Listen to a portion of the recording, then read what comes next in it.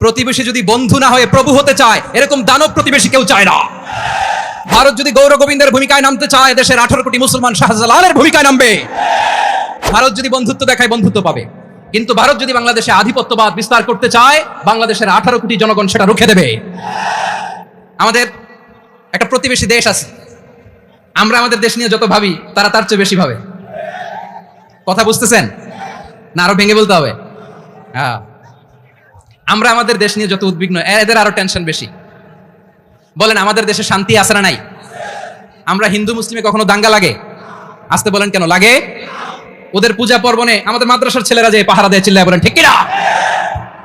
আমাদের তাফসির মাহফিলের সময় ওরা ডিস্টার্ব করে, ঢোল বাজায় না। ওদের পূজা পর্বণের সময় আমাদের তাফসির মাহফিলের ডেট হলে আমরা চেঞ্জ করে দেই। সুবহানাল্লাহ! কি সাম্প্রদায়িক সম্প্রীতির রোল মডেল। আর ওই বাংলাদেশের ব্যাপারে তারা অনেক ডিসইনফরমেশন ছড়াচ্ছিল।